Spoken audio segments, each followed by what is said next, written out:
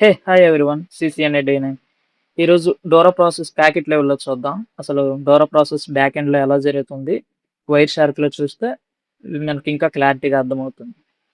Process అసలు ఎలా జరుగుతుందో ఫస్ట్ డిస్కవరీ ప్యాకెట్ చెక్ చేసుకుంటుంది అనమాట. సోర్స్ ఐపీ అంటే మన పీసీ తాలూకా క్లయింట్ ఐపీ అనమాట. సో మనకు తెలియదు, ఇంకా మనకి ఐపీ అసైన్ అవ్వలేదు. సో చూసినట్లయితే సోర్స్ ఐపీ 0.0. సో మన పీసీ తాలూకా ఐపీ ఇంకా రిలీజ్ అవ్వలేదు, కానీ డెస్టినేషన్ ఐపీ మనకు తెలియదు. డెస్టినేషన్ ఐపీ తెలియనప్పుడు బ్రాడ్కాస్ట్ చేస్తుంది. దీన్ని బ్రాడ్కాస్ట్ అడ్రస్ అంటారు. ఇది మన పీసీ మ్యాక్ అడ్రస్. ఇది broadcast MAC address. Broadcast MAC address అంటే ఎఫ్ఎఫ్ఎఫ్ఎఫ్ఎఫ్ అంటే ఇది బ్రాడ్కాస్ట్ చేస్తుంది. ఇప్పుడు ఐపీ ఎలానో మ్యాక్ అడ్రసెస్ లో కూడా బ్రాడ్కాస్ట్ మ్యాక్ అడ్రస్ అనమాట. సో ఇక్కడ మీరు చూసుకున్నట్లయితే ఇది 53 ఆప్షనల్స్ ఉంటాయి అనమాట. ఆప్షన్ మెసేజెస్ ఇవి ఏం చేస్తాయంటే, ఇప్పుడు ఆప్షన్ 53లో డిహెచ్సిపి మెసేజ్ టైప్, ఇది ఏ మెసేజ్ టైప్ అనేసి ఉంటుంది దాంట్లో డిస్కవరీ.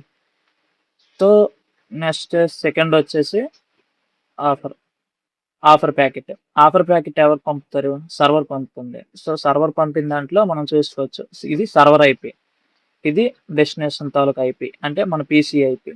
సో పోర్ట్ నెంబర్ వచ్చేసి 67, డెస్టినేషన్ పోర్ట్ వచ్చి 68. అంటే సర్వర్ది 67, క్లయింట్ది 68. మీకు ఇంటర్వ్యూలో క్వశ్చన్ అడుగుతారు అనమాట, డిహెచ్సిపి సర్వర్లోని సర్వర్ పోర్ట్ ఏంటి, క్లయింట్ పోర్ట్ ఏంటి అనేసి.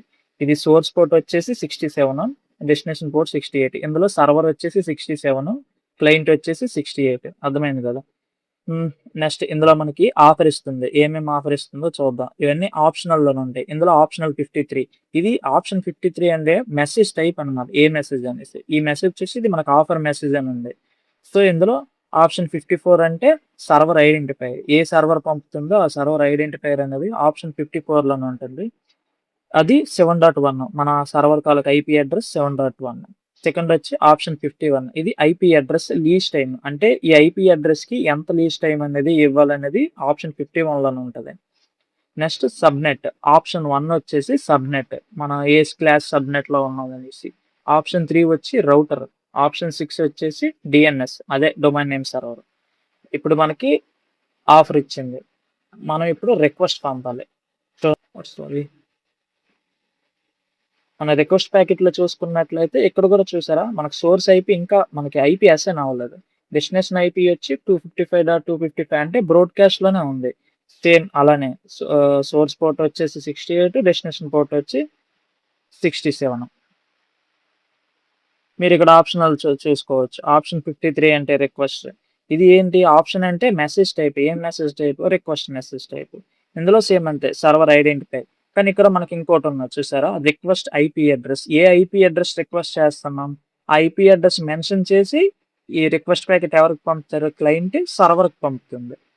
ఓకేనా. నెక్స్ట్ ఇప్పుడు అక్నాలజ్మెంట్.